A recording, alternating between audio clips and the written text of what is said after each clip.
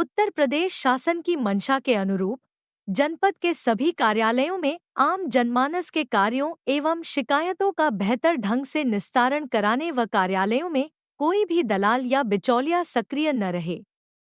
इस उद्देश्य से डीएम मनीष कुमार वर्मा ने नियमित कार्यालयों में पहुंचकर किया औचक निरीक्षण। देखिए, आज हमारे द्वारा और डीसीपी महोदय के साथ ज्वाइंटली डिस्कशन हम लोगों ने करा। पहले आरटीओ ऑफिस में गए, उसके बाद फिर अभी सब रजिस्ट्रार ऑफिस में। यहाँ पे जो भी लोग उपस्थित थे उन लोगों से भी बात की गई और ये जानने का प्रयास किया गया कि यहाँ पे उनको कोई दिक्कत तो नहीं आ रही है या कोई मिडिल मैन या दलाल तो सक्रिय नहीं है जिससे कि उनको समस्या हो रही है। लेकिन दोनों जगहों पे बहुत ही पॉजिटिव फीडबैक लोगों ने दिया। वहाँ पे जो उपस्थित लोग से जिनसे बात हुई उन सभी लोगों ने इसकी इस तरह कोई शिकायत नहीं करी।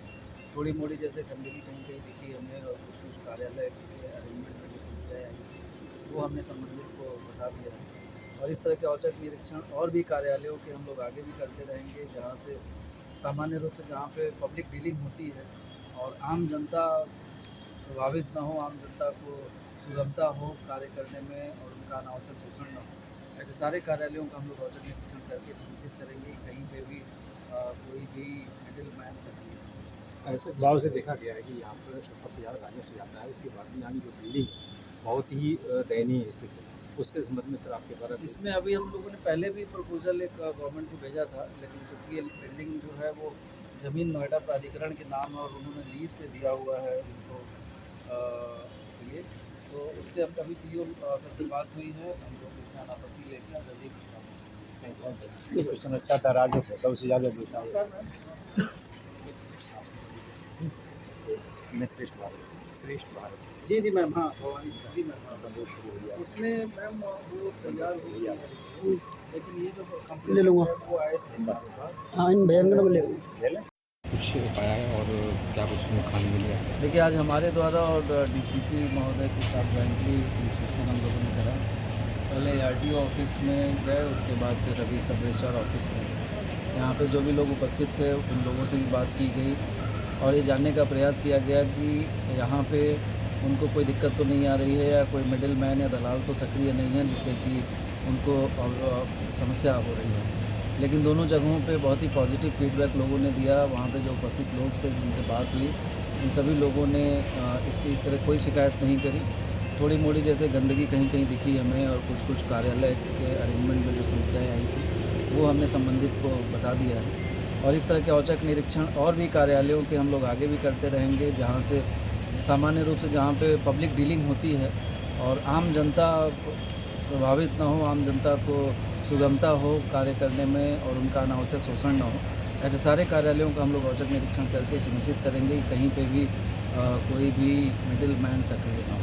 ऐसा जिस तरह से देखा गया है कि यहाँ पर सबसे ज़्यादा राजस्व आता है, उसके बाद भी यहाँ की जो बिल्डिंग है बहुत ही दयनीय स्थिति है। उसके संबंध में सर आपके द्वारा इसमें अभी हम लोगों ने पहले भी प्रपोजल एक गवर्नमेंट को भेजा था, लेकिन चूँकि ये बिल्डिंग जो है वो ज़मीन नोएडा प्राधिकरण के नाम है और उन्होंने लीज़ पे दिया हुआ है इनको ये, तो उससे हम अभी सीईओ सर फोन डिस्टर्ब तो नहीं करना है। हाँ सर एक ऐसा सर वाहन का जो गया था किस तरीके से क्या है और दादरी क्या है? देखिए, उत्तर प्रदेश में अभी तक जो सभी एआरटीओ कार्यालय हैं वहाँ से लाइसेंस जारी किए जाते रहे हैं। मेरा कहने का मतलब है कि ड्राइविंग टेस्ट और ड्राइविंग टेस्ट का अप्रूवल दोनों चीज़ें एआरटीओ कार्यालय से हो रही थी। ये उत्तर प्रदेश का पहला मोटर ट्रेनिंग स्कूल है जिसका नाम है Shivam motor driving training school, जो जनपद गौतम बुद्ध नगर के दादरी कस्बे में बिसाड़ा नामक गांव में है। तो इनको अब ट्रेनिंग के साथ साथ टेस्टिंग के लिए भी परिवहन आयुक्त कार्यालय से अनुमति मिल गई है और अब ये टेस्टिंग का कार्य भी करेंगे। अभी तक जो मोटर ट्रेनिंग स्कूल हुआ करते थे वो सिर्फ ट्रेनिंग देने का काम करते थे, अब ये ट्रेनिंग के साथ साथ टेस्टिंग देंगे। अर्थात जो हमारे लाइसेंस के अभ्यर्थी हैं ये वहाँ जाएंगे, इनका टेस्ट मोटर ट्रेनिंग स्कूल लेगा, ये पास होते हैं या फेल होते हैं ये certificate Shivam motor driving training school देगा।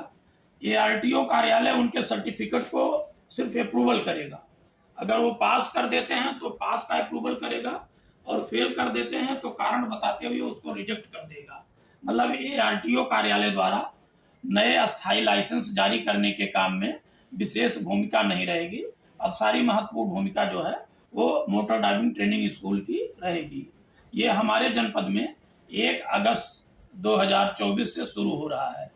और जानकारी के लिए बता दें दर्शकों के लिए कि इस जनपद में इसके अलावा 4 और मोटर ट्रेनिंग स्कूल खोलने के लिए आवेदन आए हैं, जिसमें एक मोटर ट्रेनिंग स्कूल को LOI मिल चुका है, 3 का LOI नहीं मिला है, वो भी पाइपलाइन में है। तो गौतम बुद्ध नगर जनपद इस मामले में गौरवशाली है कि यहाँ प्रदेश का और शायद देश का भी प्राइवेट सेक्टर का पहला मोटर ट्रेनिंग एवं टेस्टिंग स्कूल बन रहा है। सर इसका प्रोसीजर क्या रहेगा? टाइम प्रोसीजर तो पहले जैसा ही रहता है, पहले हमारा ऑनलाइन होता था, अभी भी ऑनलाइन रहेगा। सारी फीसें हमारी वेबसाइट सारथी पोर्टल पर लोग देंगे और उसके बाद फिर स्कूटनिंग इस कार्यालय में होगी। टेस्ट करने के लिए कैंडिडेट मोटर ट्रेनिंग स्कूल विसाड़ा में जाएगा और फिर उसका जो भी रिजल्ट रहेगा वो हम लोग अपलोड करके अप्रूव कर देंगे। लाइसेंस आना जो है वो परिवहन आयुक्त कार्यालय वहीं से होता है, उसका सारी चीज़ें तो वहीं से पहले जैसी प्रक्रिया के अनुसार आएगा वो। ठीक है, थैंक क्या सरकारी भवन बन रहा है बिसाड़े में? लगा सरकारी भवन बन रहा है बिसाड़े में? नहीं, ये प्राइवेट सेक्टर प्राइवेट से। चलो आओ और कोई नए सुधार हो आपके आरटीओ कार्यालय में आपने दिए? अंकल जी, ये रजिस्टर हो रहा है इनका। डीएम साहब ने आरटीओ के निरीक्षण के क्या खामियां देखने को मिली है? कोई विशेष खामियां नहीं रही। साफ सफाई के लिए सर का निर्देश था और पब्लिक को कोई परेशानी ना हो इस चीज़ का बराबर मतलब ख्याल रखने के लिए निर्देशित किया गया। सभी हमारे जो कार्मिक हैं वो समय पर उपस्थित रहें, तो ये सारे लोग उपस्थित भी थे और डीएम सर के द्वारा निरीक्षण और परीक्षण नहीं पाएगी।